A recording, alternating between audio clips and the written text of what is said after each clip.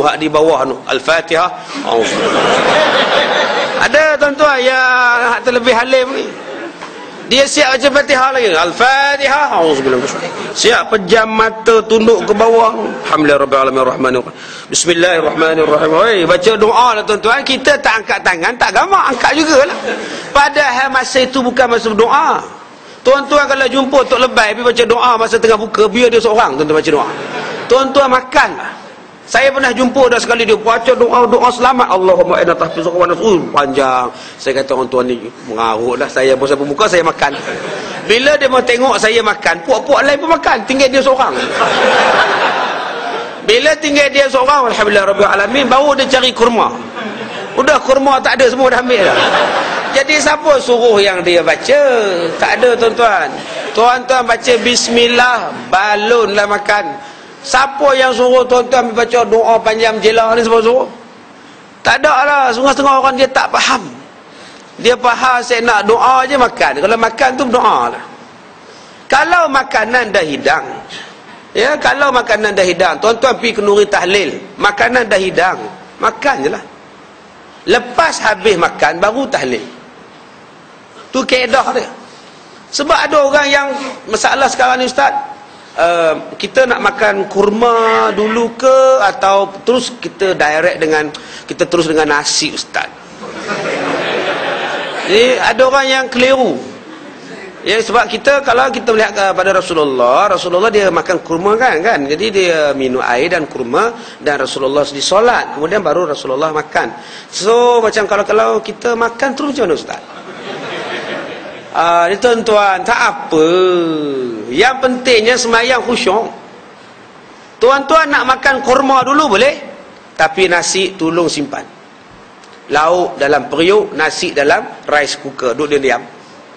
Kalau tuan-tuan dah letak atas meja, nasi hujan panas, ya, lauk 4 jenis, air pula 3 jenis, nak tak tang mana ni, tu dia tu 2 jam air tebu satu, soya satu. Suami tanya kat isteri dia, nak letak di mana, semua meja dah penuh, usaha ambil meja lain pula, ekstra meja tak tepi. Kalau dah macam tu tuan-tuan, yang tuan-tuan makan kurma saja, buat apa? Makanlah sekali. Serupalah di surau tuan-tuan. Kalau nasi dah hidang, lauk dah hidang, kurma dah ada, Ustaz Zuhir buat pengumuman. Tuan-tuan yang dirahmati Allah, kita mengambil sunnah Rasulullah, makan kurma dulu, kemudian kita solat, dan selepas itu kita makan nasi. Diminta pada kerjasama pada tuan-tuan untuk makan kurma saja dan makan nasi selepas solat maghrib. Tuan-tuan pun makan kurma 2 biji, lauk dah hidang, makan, tengok sedap ayam tu, tengok. Kemudian tuan-tuan pun naik sembahyang maghrib. Tuan-tuan ingat ke siapa sekarang?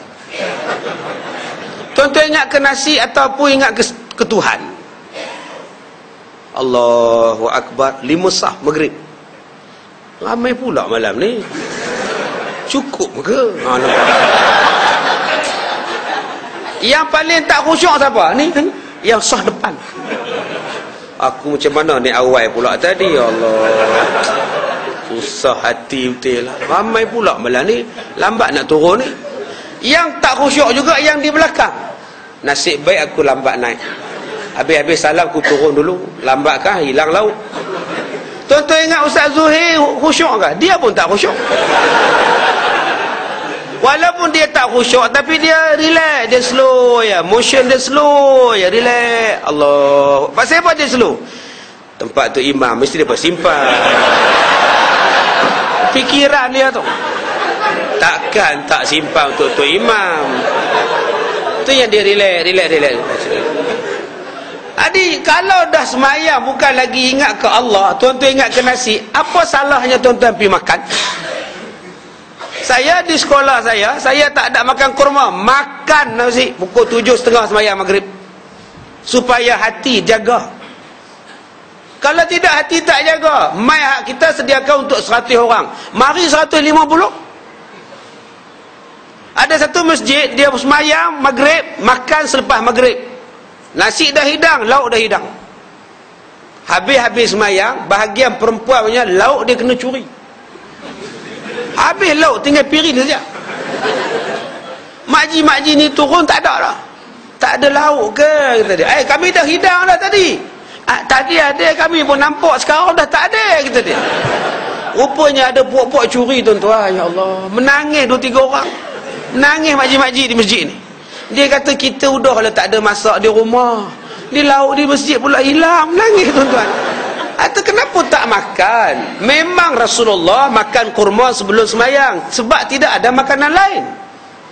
Sekarang ni tuan-tuan dah hidang, makan. Bukankah ada hadis yang lain, kalau makanan dah hidang, maghrib dah masuk, isyak dah masuk, makan lebih afdal daripada semayang pada masa itu untuk menjaga hati. Jangan lupa hadis tu. Kalau tuan-tuan nak makan kurma saja, lauk tuan-tuan simpan, jangan hidang. Habis semayang maghrib baru hidang. Kalau tuan-tuan duduk di rumah, isyak di surau ni, Tok Bilal dah azan, isteri masak pada tuan-tuan, letaknya tom yam, ikan bakar, udang, galah tak di situ. Abang, makanlah nasi, dah siap lauk semua. Suami tengah duduk ikat serban dekat cermin, tengok. Kamu tak dengar orang azan tu? Kemakan je kamu ni. Oi, suami orang alim.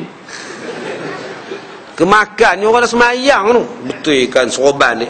Atau bila nak makan ni, isteri tanya, balik semayang isyak kang, aku makan. Udah masak dah bang, panas-panas lah elok makan. Semayang tu, tiada panggilan yang selayak dengan panggilan Tuhan, kata dia. Oh, dia pun pergi semayang. Elok buka pintu pagar, adik sampai.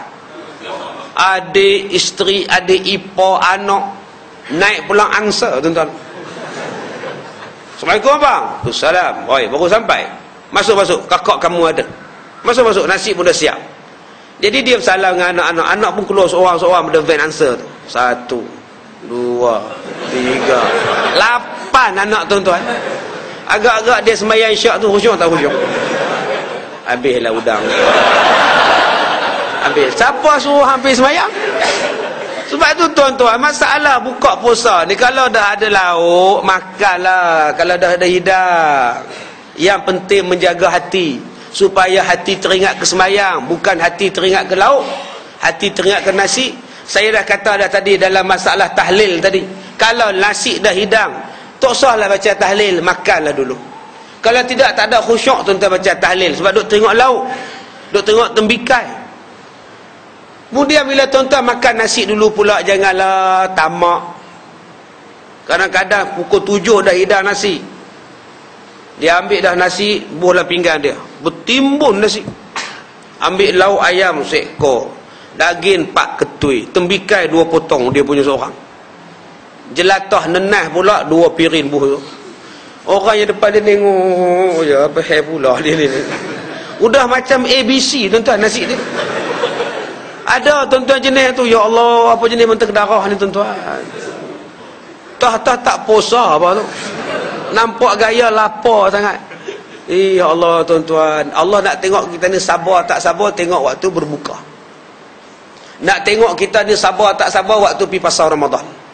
Semua tengok berkenan. Tengok badak berendam berkenan, puteri mandi berkenan, tengok tai itik berkenan. Nasib baik 5 jari je. Kalau sebelah tangan 10 penuh beg plastik. Makannya belum tentu.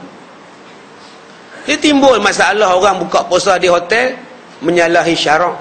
Ada pula ya membazir, pasal mahal, menyalahi syarak, membazir, kata dia. Allahu akbar. Menyalahi syarak ni hukum haram. Takkan kita nak kata haram buka puasa di hotel? Apa makna menyalahi syarak? Laporan Al-Akhbar kata seorang mufti di hujung negeri Malaysia ni, dia kata bahawa buka puasa di hotel ni menyalahi syarak. Mana boleh kita kata menyalahi syarak? Makanlah di mana pun.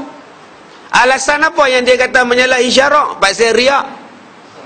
Mana kita boleh tahu hati orang?